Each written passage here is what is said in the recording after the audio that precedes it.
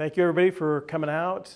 See some new faces, see some familiar faces. Appreciate everybody making the trek out to a new location for us. We are in the process of trying to find our new forever home.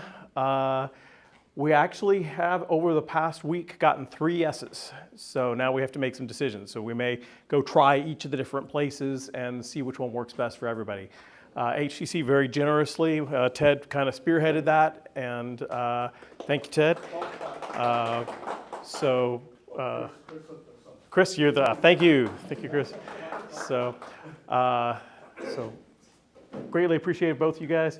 So if this ends up being where we are, then this will be it. Audi International School, which is kind of like at 610 and I-10, is also offered to host us, and TXRX Labs has offered to host us. So we've got those 3 options.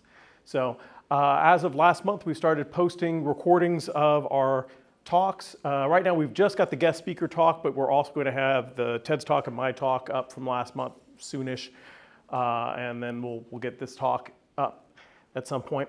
But if you want to just follow the channel so that if you have it, feel free to use the QR code and it'll take you to our channel. So, hey, Kevin.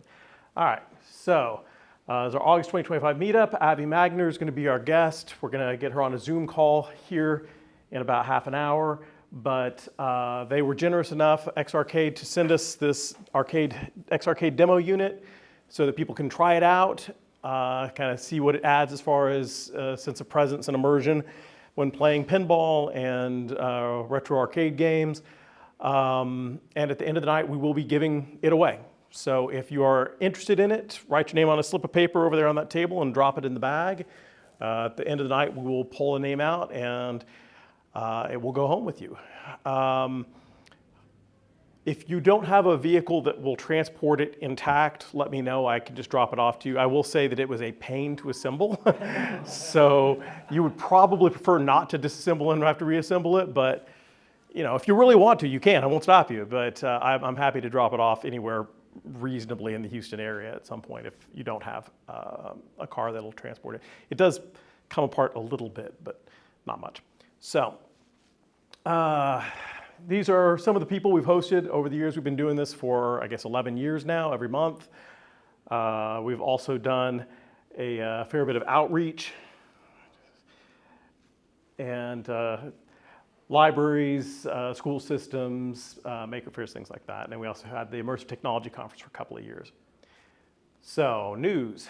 NEMR VR World just opened in Memorial City Mall, which is like a stone's throw from where I live, so I'm excited to go try it out. I will go test it out and report back.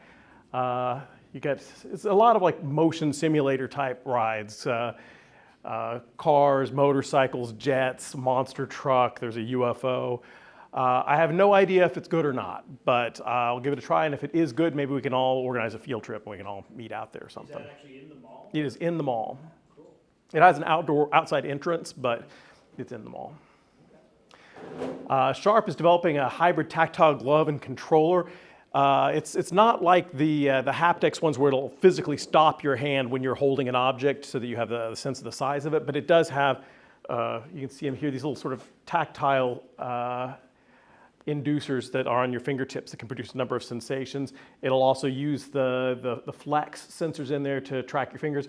But what's kind of cool is that it's got an integrated VR controller right there. So you got the buttons, you got the joystick, which is cool. That way you don't have to kind of juggle back and forth. They're not positive whether they're going to bring it to market or not. They're sort of testing it out. If they do, it'll probably be around $700. So this is pretty cool. Hauntify, it's actually been out for a while, but it used to use the meta setup where you had to go in and like define your walls, define your doors, all this stuff, which is a real pain to do if you're kind of doing your whole house. And there's a developer out there who released a library for continuous meshing using the pass-through inputs. So it's optically like mapping out the 3-dimensional space.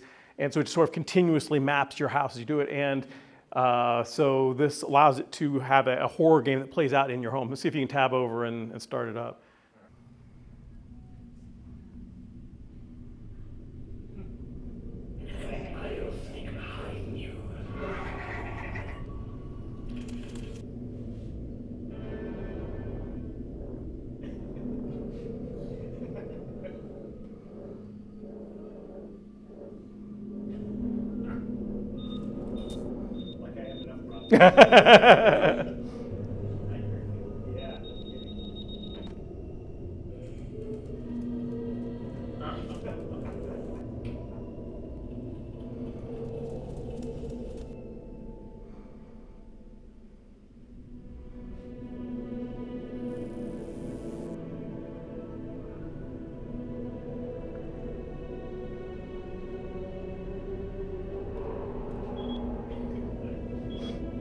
See the twins? You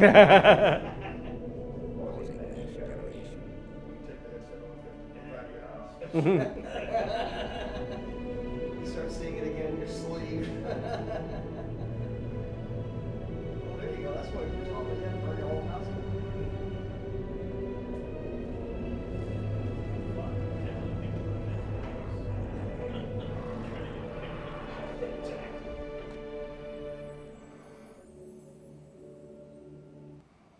All right, go ahead and pause that and swap back.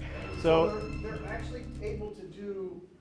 It's almost like what Magic Leap was trying to do with their AR goggles. They're doing occlusion yes. of objects. Yes, and it is actually respecting that. Based on their physical. Right. So if you close a door, it blocks the thing, and they will be occluded by nearer objects. And since it's real time, I mean, if you close a door, it picks that up. So it's just very slick. And the cool thing is that you've got the pass-through video coming through. It can darken the video and then give you a flashlight. So it can make the house dark even though it's not. I thought that was a really clever use. That library to do this is publicly available and free to license. So anybody that wants to incorporate it can do so. Is that single player only, or is there? I don't know. I haven't actually played it. But there was a Kickstarter way back. It didn't make, but it was an early VR game, and it was what do you call it? Asymmetric. You had one person in VR going through the house, and everyone else got to choose what things were happening. Oh, wow. Which, yeah. What does it run on? It ended up not being released. There was a demo, but it was DK2. It was way back. So Apple, we knew that there were leaks that there was going to be an updated Vision Pro either late this year or sometime next year. There was a debate as to whether it's an M4 or M5 chip in it. It's looking like it's an M5 chip. The various SDKs and firmwares, people have been string busting them, and sure enough, it's looking like an M5. So should be a significant performance upgrade. The rumor is that is pretty much literally the only change. It's just the bump in the processor. There will be a lighter weight, less expensive, smaller version in a couple of years, tentatively called the Vision Air. So people will be keeping an eye out for that. Sony, they have just bumped the prices on their PlayStation 5 by $50 at all the levels due to the tariffs. So if you were looking to get into the PSVR 2 and you don't have one, everything got a little more expensive. So thing to keep in mind. Also, for people who've been using the PSVR 2 on PC, they keep adding more and more features in the PC drivers. The open source mod drivers now support eye tracking in Steam VR, which is very slick. I think at this point, the only thing completely lacking are the haptics in the headset itself and the dynamic tension on the triggers. So they're getting pretty close to a full support. Android XR. This is Project Muhan, still on track for sometime this year, although the rumor is that it will come out in Korea first and everywhere else at some undetermined time later. So, Meta, there was a lot of stuff going on in the Meta camp this month. I'm going to kind of go into some detail on some of the prototypes, but I'm not going to really do a deep dive on them this time because I want to save time for our main speaker. But there's a lot of really exciting stuff that opens up a lot of interesting questions about the Quest 4 and other upcoming headsets. So anyway, just to remind people, the Quest 4 was originally slated to come out in 2026. It's been bumped to 2027. They've got a thin and light sunglasses form factor headset, either based off of Puffin or Loma, their internal prototypes, gesture-based, that they are going to come out with next year. So presumably that'll be announced at Connect a year from now. But this Connect, which is coming up in about a month, we know that they're going to be releasing their, internally they were called Hypernova. We're seeing things saying Celeste. We don't know if that's the official name or if it's just a code name. They are basically their Meta Ray-Bans, except they have a display, a heads-up display in one eye. So you can, so for example, if it's doing real-time translation, it can give you subtitles instead of you having to wait, listen to the translation, say something, have it translate back. So originally they were saying it was going to launch between 1,000 and 1,400. Apparently they got cold feet, and that number has now dropped to 800. I don't know whether they just had originally padded it out a lot or whether they just decided there was not going to be any uptake at that price point, and they may have learned their lesson from the Quest Pro. There's a little projector display bump at the right corner of the stem. That's where we saw the Celeste thing. It's engraved on there. It has an EMG, I guess that's electromyography band that reads the electrical impulses going to your muscles, which means it can read your hand gestures even if your hand is completely out of sight. So, but the actual final version of it's a little classier looking. It's got a little kind of a fabric mesh and everything. So, if you guys have been following the codec avatars, these are the hyper-real avatars that they're trying to kind of get onto the far side of the uncanny valley. They've been working with it for a while, and you know, they have this capture rig that has 1,000 cameras, and they upload it to the supercomputer that chews on it for hours and produces the codec avatar. Up until recently, it took two 4090s to run a codec avatar. They can now run 3 of them on a Quest 3. When they first started experimenting with codec avatars, they were very, very impressive, but people asked, when are these coming to market? When are you actually going to release these things? And they said, impossible to say. There are 10 miracles that need to happen between here and there. There are things that we don't know the answer to. And we could solve all 10 of them very quickly. It could take forever. We could never solve all of them. They're miracles. They'll happen or they won't. And then about a year ago, they asked him, said, how many miracles? He said, 5. We're down to 5. I'm pretty sure we're down to 4 now, because being able to render this on headset, and this is without any additional custom hardware. Rumor is that they've got some custom silicon in the pipeline for the Quest 4 or maybe for a Pro that will directly accelerate codec avatars so that it takes that processing load off of the processor. Should be very nice. So they're also now able to do dynamic hairstyles for codec avatars. So once you've been scanned in, if you want to change your hairstyle, they can swap it out. They got a little demo video here showing them changing the hairstyles. A couple of caveats though on the codec avatars on Quest 3, no dynamic lighting. They normally do have dynamic relighting, but they don't in this case. So firmware, we're looking and we're seeing a lot of hints that they're about to massively overhaul the home environment and also the Horizon Hub. But the home environment sounds like it will get a lot more social if you want it to be and a lot more interactive. So basically, if you want to invite your friends over to play games or watch movies or whatever, that's the direction they're heading. So it's something they've been hinting for a long time. This is one of the environments that got scraped out of the firmware. Sharp-eyed people may note that this looks very similar to the stage they used when they were doing, was it Connect last year? I'm not sure. It was one of their big presentations. It was when they had leg gate with the fake leg tracking. So they're saying, they're giving advice to developers now that people should try to target building 20 to 40 minute experiences for VR. They said this is the Goldilocks zone. Said you want something that's long enough to be satisfying, to have been worth putting the headset on, but not so long that you get tired of wearing the headset. They said it's just a matter of the form factor right now. The headset form factor, around the 40-minute mark, you're starting to wish you could take it off. And so you don't want to push your stuff beyond that so that people are taking it off early or suffering, but you don't want to be shorter than 20 minutes because you want it to actually have been worth putting the headset on. So that's the guidance they're giving. This is kind of their other way of visualizing it. Obviously, they're trying to do some things to improve the form factor. That headset that they're ostensibly coming out with next year is supposed to be thin, light, and so forth. They're trending more and more towards things that you could wear for longer periods. There was Bosworth, who's their CTO. He does these Ask Me Anythings periodically, and he got asked about the augments, which were these sort of augmented reality widgets that you could place in your real world environment that when they announced, this is like 2 years ago, they announced them at Connect and were showing them all off, and then nothing happened. They never appeared, and they said, what's up with that? And he said, We built it all on a framework that when we tried to scale it up and push it out, it had performance implications that we didn't like. And so we ripped it down to the ground and we've been rebuilding it from the ground up. So he didn't give a release date or anything, but it doesn't sound like they've abandoned it, but it sounds like they are rewriting it. From what I've heard, it was built on their Spark platform, which they have since completely abandoned. So, SIGGRAPH. This is where they demo the good stuff. If you guys want to go hands-on with their prototypes, that is where you go, is SIGGRAPH. They have people presenting white papers from like their Reality Labs, the screen and haptics divisions and so forth all present there. So they have a number of things. This is the Boba 3 prototype. This is the first time they've demoed it publicly. You'll look, it's very thin. It's got a form factor very similar to a Quest 3, actually maybe even a touch thinner. So this is something that's got a very friendly form factor to it.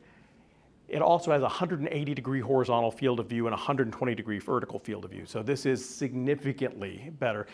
Quest 3, for reference, has got about, depending on your eye relief and everything, it tops out close to about 110 degrees horizontally and 90 degrees vertically. The Quest 3S is even significantly smaller than that. It's in the mid-90s. So, but here's, that's Dave Heaney from Upload VR wearing it. There's two variants, one that has pass-through, one that doesn't. It is slightly heavier than a Quest 3, but only slightly heavier than a Quest 3, which is pretty notable. Although it's not a totally fair comparison because this was a PC tethered headset, so it doesn't have all the compute hardware on it the way a Quest 3 does. Could you flip the light? Is there any chance you could turn off the light? Thanks. So this is showing kind of Quest 3 field of view, and then it'll fold back out to the Boba 3 field of view. And even on the Boba 3, it's actually getting cut off on the edge of the screen. It extends beyond that. The video capture didn't catch it all. Here's another one. It's Quest 3. And here's Boba 3. So significantly wider field of view.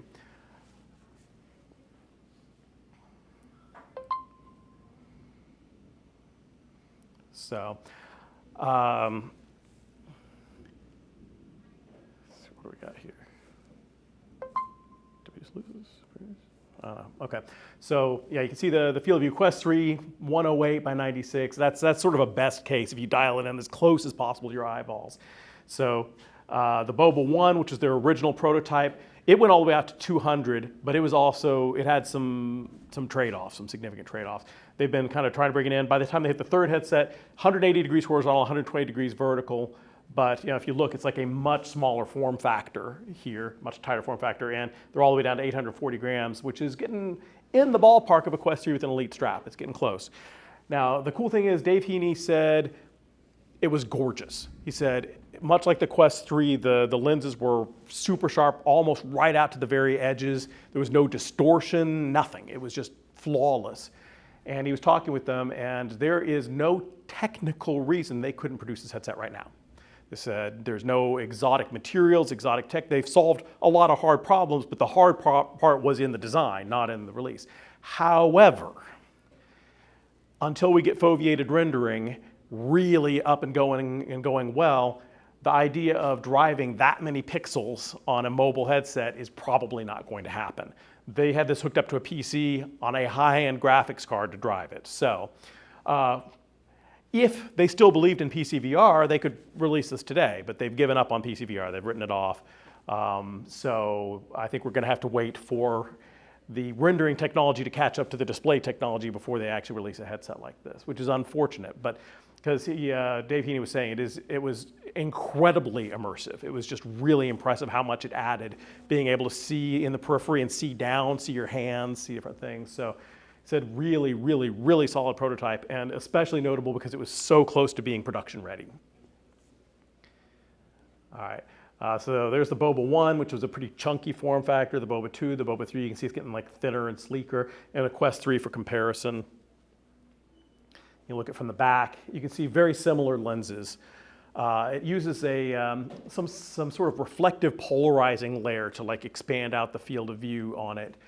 Some clever trickery layered in with their pancake lenses.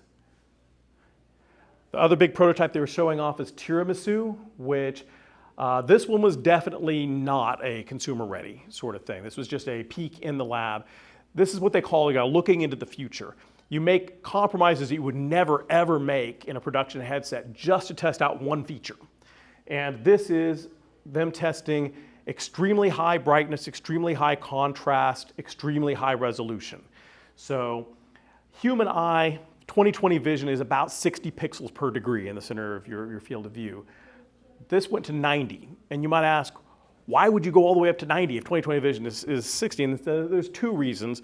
One is there are some people who have better than 20/20 vision, and they can see the difference. And the other is because of the distortion layers where they're doing the projections and the reprojections to correct it all out, you actually get less fidelity than your physical resolution. So you need that extra headroom to get the max quality. And they said, because there was a previous prototype called Butterscotch that was playing also with the super high res, and it topped out around 60, and they said you can definitely see the difference going up to 90. So now the trade-off was this is so heavy they didn't even bother with the strap. You just had to hold it.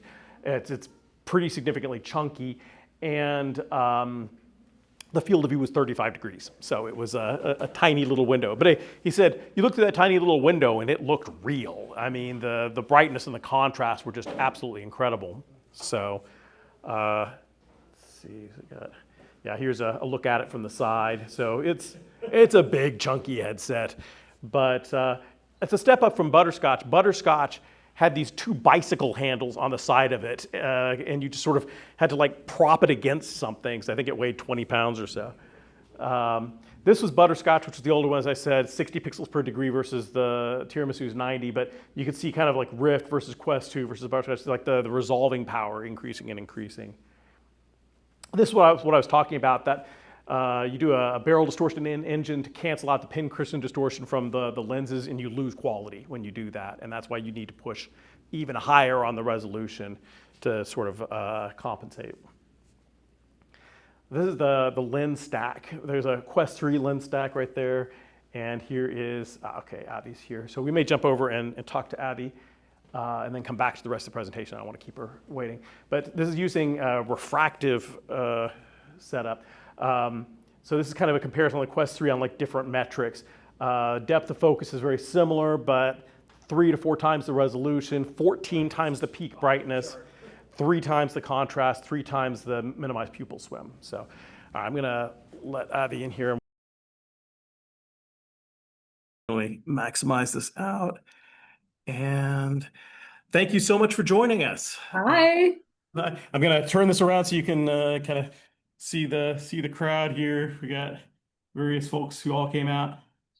And I'll park here for just a moment, but I'll turn it out whenever we're doing questions. So Amazing. want to say thank you very, very much for shipping the demo unit out. Absolutely. I've been messing with it for a while. It is very, very cool.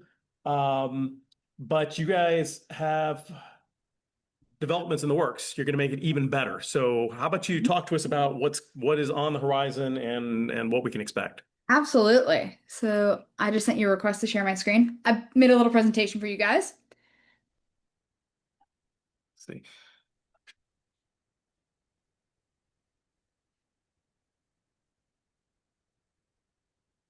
There we go. Can you guys see my screen? We can. Perfect. Okay. So first of all, here's a little product overview video that we created, if you guys haven't seen it before.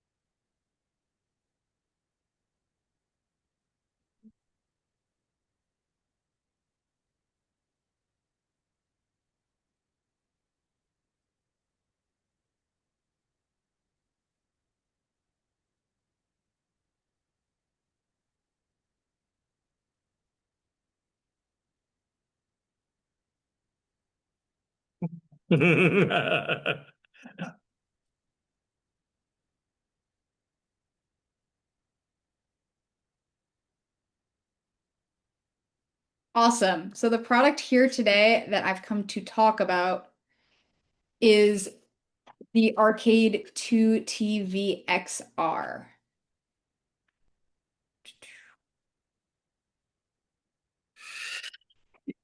Go to the next slide. Ah, go back. So many videos.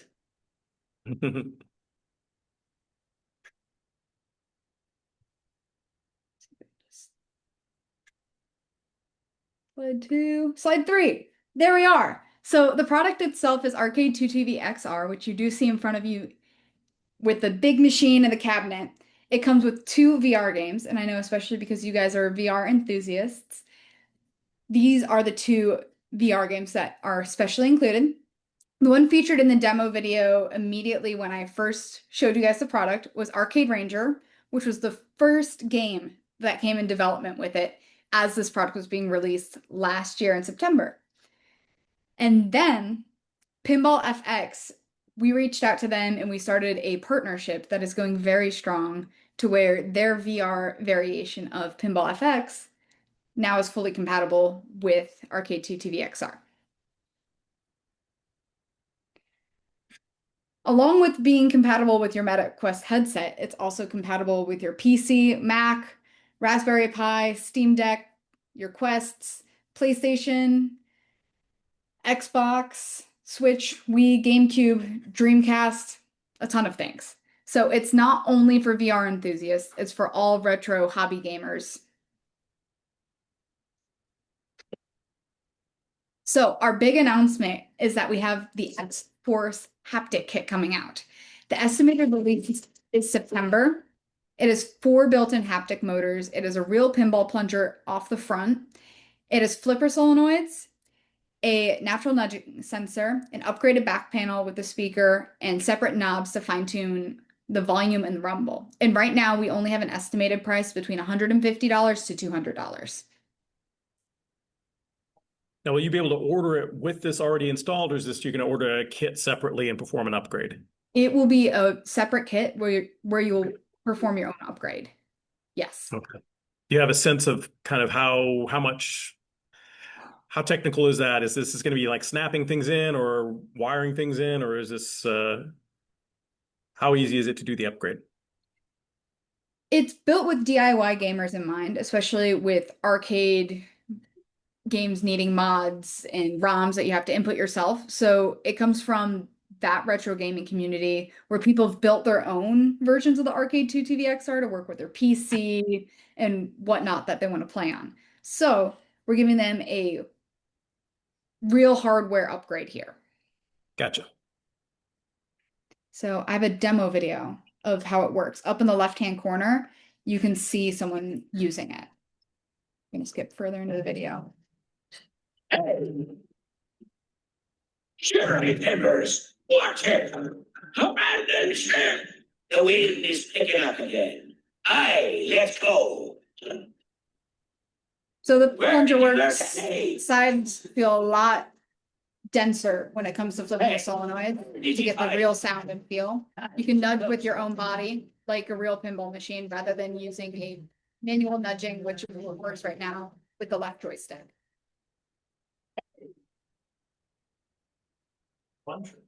Members, watch it.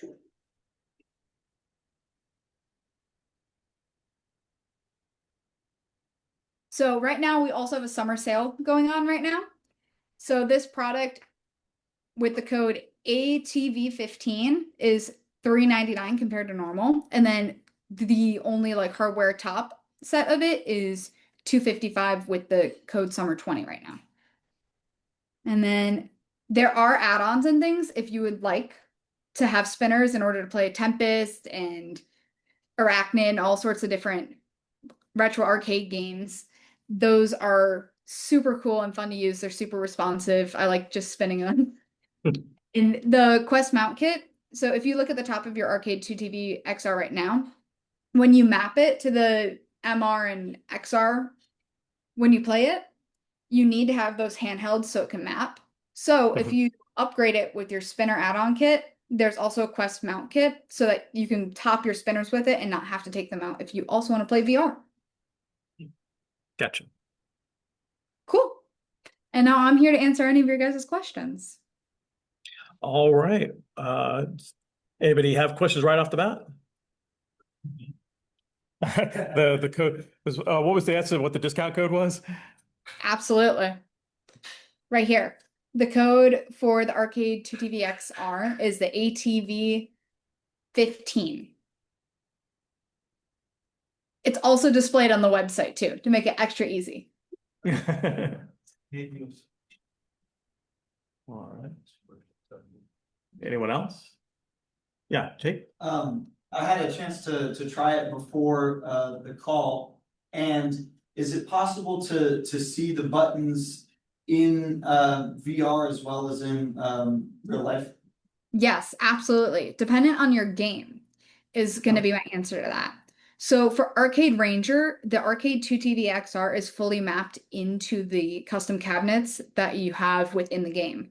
So you can see your real buttons and real joysticks and your hands while you play in that game. But with Pinball FX VR, you don't get that same experience seeing the Arcade 2TV XR in front of you. You can feel it though. Okay. All right. Could you jerry rig it with pass through? There is a pass through. Okay, that'd be sick. Yep, there's a pass through in both games. So explaining Pinball FX, you go into your main menu, you're looking at your pinball machine you want to play. Say you're like at the Addams Family one, and you go, okay. And then there's a screen that pops up. It has regular mode and X arcade mode. When you're going to play it with the Arcade 2TV XR, you hit X arcade mode, and then you'll enter pass through. And that's when you take your handheld, like meta hands, you put it in the top of the Arcade 2TV XR, and then you hit the two buttons on the side that are your flippers at the same time, and then your pinball machine appears before you. Super. Okay, cool. Thank you. Of course. What does the creator ecosystem look like? Is this just for the Meta platform? I know you said it's compatible with other devices, so what is the, like a newbie creator who would want to get on to making an arcade game look like? So right now it is only compatible with the Meta system for VR. I know we're looking to expand. We've been in a few talks because we were at the Game Developers Convention in March. So we're in the talks with a few other different brands and company about figuring out different MR capabilities is what's in the talk right now. Is the SDK available for Unity and Unreal? If we wanted to develop something, could we develop to partner to work with it? I believe so. If you contact the support at X Gaming, they have a lot more information on if you want to like partner and create something, because they're always open to like if somebody has an Arcade 2TV XR and want to start creating a game. That's kind of how Arcade Ranger got started. Is that something you developed in-house or with a partnership? So Arcade Ranger was developed by Pumpkin Studios, and Okay. they're a close friend of our company. So we're in collaboration with their game.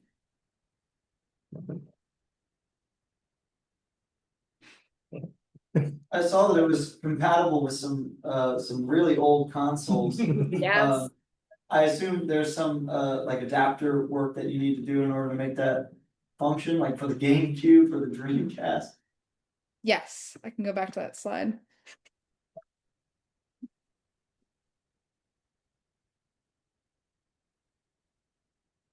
So right here, this top bar, this is also on our product page.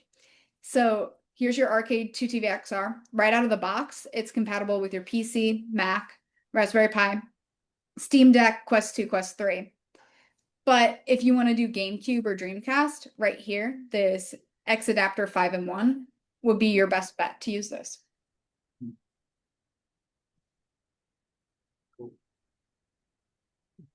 What were some of the most popular games you were surprised to see people playing? Tempest. We got a lot of asks about Tempest, especially because, so the spinner add-on kit came, I think, around March. A lot of people wanted to play Tempest in different like spinner variations like Tron on this thing and have actual hardware to play it on rather than a remote control. I personally like the pinball application, but other retro games are cool on it too.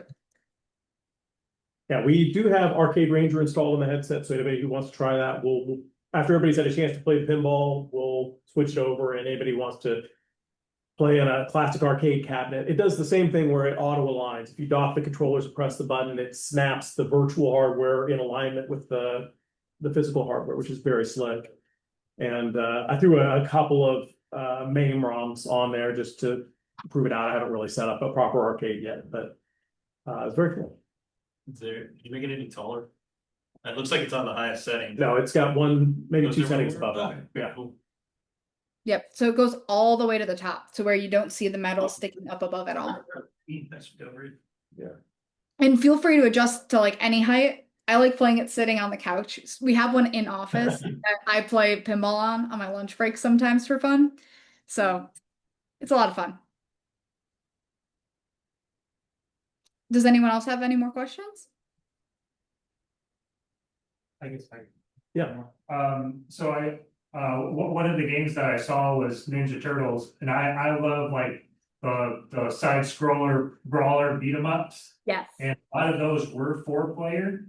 And I see on this one, it's got 2. Is there any way can you hook 2 of them up to like the same PC or something and actually have 4-player side scroller brawlers, or? I believe it would be possible on a PC. I know it's not possible on VR yet. I know the Pumpkin Studio team is working really hard to try to like map 2-player capabilities into it, but since you're walking up to one single arcade cabinet, they haven't quite mapped that out yet. Gotcha. That was actually one of the things that I was curious to ask, although I know that those are products you aren't developing, you're pretty close with the developers. I would love to be able to, if I had this hardware at my house and someone else had this hardware at their house, Yep. play multiplayer on the same machines, so I play a lot of walkabout mini golf, and so like the social aspect of VR is a lot of fun. I've really leaned into that. That's what I do a lot.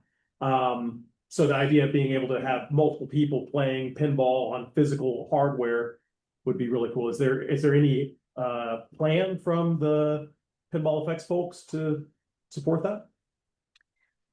I don't know from the Pinball FX side on that. Okay. I mean, when In Zen Studios, yeah. and I like looked to the side, it looked like I was on a whole arcade. So I wonder if they have the virtual avatar of the person next to you. That'd be cool if they had it. I mean, right now, I don't think there's any multiplayer support in it, but It would really make it next level if you could visit each other's arcades. it would. That would be very compelling. Yeah. I will say is that somebody who's a pinball enthusiast, having the physical hardware to lean on, like leaning on a table, and then just being able to rest your hands on the flipper buttons on the side and hit those versus just pressing buttons on the controller really does bump up the sense of presence. And, really, the only thing that was lacking was the haptics. Because I mean, pinballs are so physical. You have that kick when you press the flippers. You feel the bumpers firing, and so on. I mean, the whole thing you can play out just feeling it through your fingertips. So when you guys add that in, and plus the plunger, especially the plunger, I think that's really going to make it very compelling. So. Yes.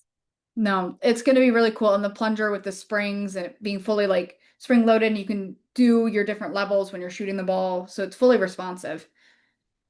And that's a Hall effect sensor on that plunger, right? It is. That's nice. That's really nice. Jake? No. Oh, Sorry. Can you talk a bit about where y'all came from? What were the earlier prototypes? Was it made just for pinball and then you added retro arcade, or was this a vision from the start? I know that you're adding the plunger, and I see that there's like a roller as well. Yes. So how did it evolve from to get to where it is now? So I first joined this project in September last year. So I don't know the full development story of how Arcade 2 TV XR was created. I came into the picture when it was fully developed and ready to start marketing. So I don't know the full background there, but I do know how it advanced. So when it first was launched, everybody really liked the VR aspect and that it was a part of a step up of the tank sticks that we have of the X Arcade line, which is the Tank Stick Max, which are just black tabletop controllers that look very similar to the Arcade 2 TV XR, except it had no VR capabilities. As soon as we started to build with those VR capabilities, people wanted the ability to use spinners like the old Tank Stick Max. So we added the spinners. We heard that from them. And then after that, we made sure that people could still play VR while still having the spinners installed by upgrading with those Quest mount kits. And pinball eventually came around after Arcade Ranger in thinking of it in a retro arcade gaming space rather than being solely for pinball.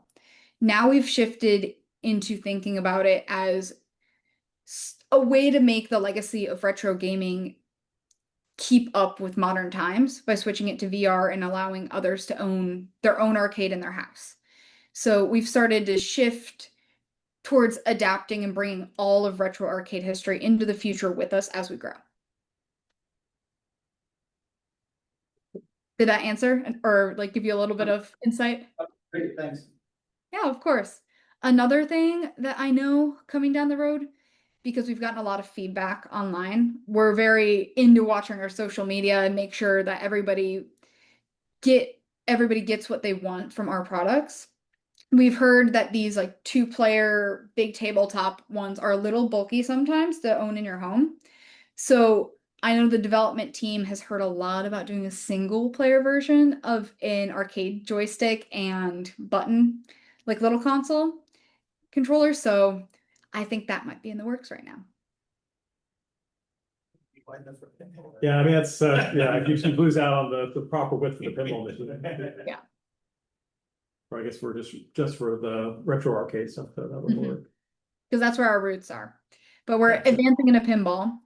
And we're going to be at the Chicago Pinball Expo actually in October to demonstrate and demo the haptic kit for the public. Oh, very cool.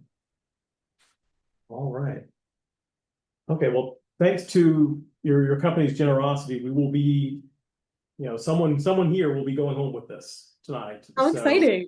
I know it's if you haven't already written your name and put it in the bag and you're interested, write your name, put it in the bag. We'll draw it out at the end. If you want to, by all means, please, give it a try after the presentation. We'll have people have an opportunity to test it out.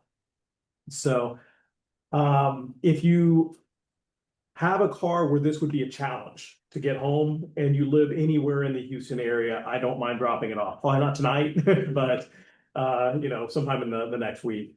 I'd be happy to drop it off.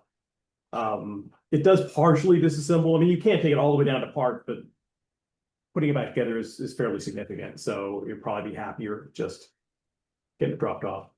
But any other questions? I guess one more. Yeah. So do y'all plan on getting into software anymore, like with the partnership that y'all have with Arcade Ranger? Do y'all plan on continuing on with that, or was that just kind of a neat little one-off deal that y'all did for the VR model? I think there's going to be more coming within the VR space, especially as other companies start to learn more about us and learn to adapt their product with it. Because we're working with Meta after the GDC a little bit on the side to figure out how to make us an official like associated product so that our highlighted compatibility gets shown on their website too. So we're working on that. And then other things that we are thinking about are letting other developers take their turn and figure out how to map it within their own games. Now, if I'm not mistaken, when you buy one of these, it includes a license for both Pinball VR and Arcade Ranger. So that's cool. I guess that's probably like $45 with the software licenses right there, which is a nice sweetener for the deal. So, all right. Anything else? When's the 3 coming out?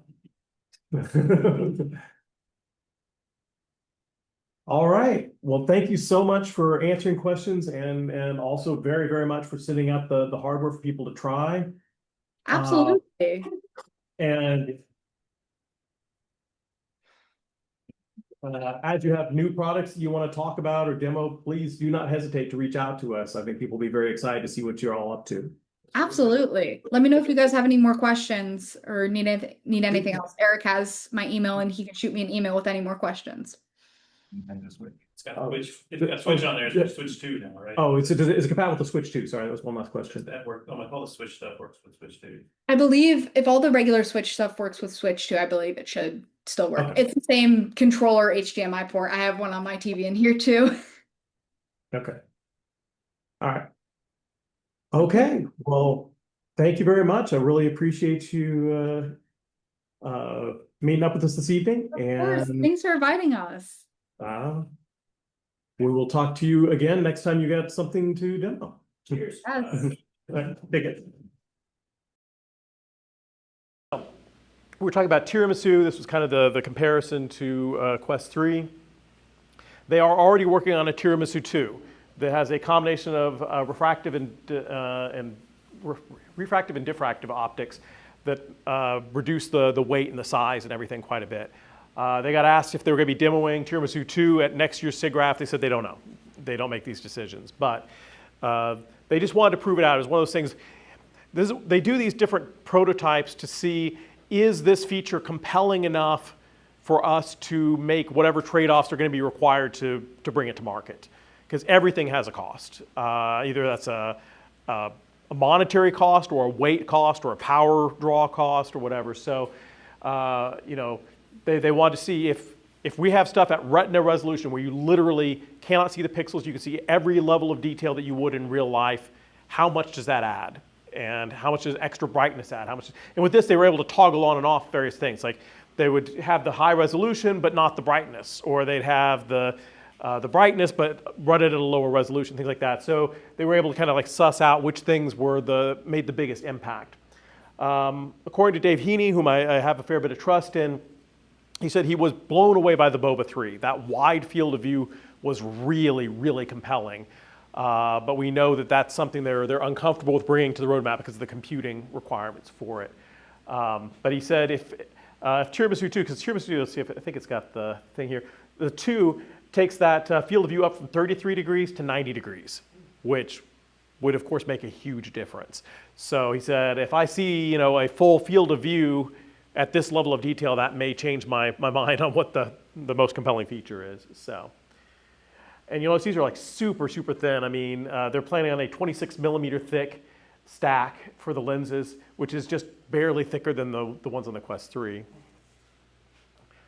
So another one that they've been playing with. This one they did not take out and demo at SIGGRAPH, but they did a paper on it and listed it. They are playing with synthetic aperture waveguide holography as a possible display tech. And we'll kind of get into a little bit of what that means here in a sec, but this is their diagram for all of you. You'll notice it's very thin, very, very thin. This is getting close to that sunglasses form factor that's their holy grail. So that's what they're working. Of course, as prototypes, you got cables coming off all sorts of wild directions, but you know, also forget button down. But these are the basic pieces of it. So it uses waveguides, which are what they use on like the HoloLens. It gets used a lot more in AR than VR because you can with waveguides do optical pass-through. You can actually have like the real world coming through. But it's driven by fiber-connected lasers and dynamic micromirror arrays. So if anybody has those projectors, what are they called, that have the micromirror arrays, same tech for that, and lasers being fed in through fiber. Now, it uses a different type of grating on the surface than the ones used in AR headsets. This is called a volume Bragg's grating, VBG. These don't see a lot of use in most things because they introduce a lot of really interesting chromatic distortions and things. The light bends differently on different wavelengths coming out of it. There's a lot of weirdness to it. But Palmer Luckey's great insight that led to the original Rift prototypes was that we'd reached a point where you could have the computing power to map out what the distortion of a screen going through a lens was, reverse it, apply that to the video as you were feeding it out, and it would actually wrap around you correctly. So it was able to do software distortion to match the lens. They're doing the same thing. Basically, they trained up a neural network. They fired a bunch of test patterns through it, and they trained up a neural network to process the video that's being fed to it so that it doesn't have those distortions to it. The other thing is this is a true holographic display. With traditional VR headsets, you have what is called vergence, which means that as you bring something close, your eyes cross, and as you push them further away, your eyes go further. But it doesn't have accommodation where in order to keep something in focus, you have to flex your lens or unflex your lens. And you have that thing where if you're looking at something up close, everything behind it's blurry, or if you're looking far, something up close is blurry. So you have something called vergence accommodation conflict on modern headsets that it takes away from the realism, and for some people it makes them uncomfortable. This doesn't have that problem. It's a true holographic display. In this display, if you focus further, you will focus on that and everything else will blur naturally. Just because it's actually steering the light as it comes into your eye, so it's coming in from the proper angles. 2.5 millimeters thick, so just ridiculously thin optical stack. This prototype is 38 degrees field of view, which is minuscule, but that's up from 23 degrees 2 years ago, so making good progress. Now, one of the things I've always said that's a challenge with waveguides is, you notice that things like the HoloLens and so on, they don't have a very big field of view. They fight mightily to get a few extra degrees out, and then they brag about it. And it has to do with the fact that with traditional waveguides, everything is coming off that waveguide at the same angle. They're coming off straight. And so as you get that waveguide further and further out, that light is coming in more and more at the wrong angle into your eye. But they can do a certain amount of steering with the micro mirrors, and they can also compensate in software so that they can back this source down. Now, is that good enough that you can actually get like a full field of view? I don't know. But going from 23 to 38 is impressive. If they can get that up above 90, close to 100, then suddenly we're talking. You really could have a sunglasses form factor holographic display. Other thing is what's called the eye box, which is how exactly aligned does your eye have to be to the dead center of the lens in order to get full clarity. The original one had a 2.3 millimeter eye box, so your eyes had to be lined up exactly right. And they have expanded that up to 9 millimeters by 8 millimeters, which is still pretty tight, but is significantly more forgiving. So, if without their neural training and software compensation, this is kind of how stuff looked coming off of that type of diffraction grading on the thing, which is why nobody uses that type of diffraction grading on waveguides, and they are able to compensate for that. So, and that was kind of it for that one. But any questions? No? All right. Then I guess we will let people play with the hardware. I'm wandering around, checked out my It's actually the place where my cube. Simulate your Commodore 64. This is pretty That cool. one should be too hard. No. And the resolution, Your phone can do that is pretty cool. Yeah. Without even running All down right, that. I got Love some it. footage It's of really it. sharp. All right, well, let's go ahead and draw a name here. 12, 11, 10, 9, 8, 7, 6, 5, 4, 3, 2, 1. All right, Here we go. Let's see what we get. And Fatima. No way. She's not here either. Seriously? You win. They feel so wrong though. I can't remember the last time I won anything. I'm kind of not believing this right now. It was about 10 seconds.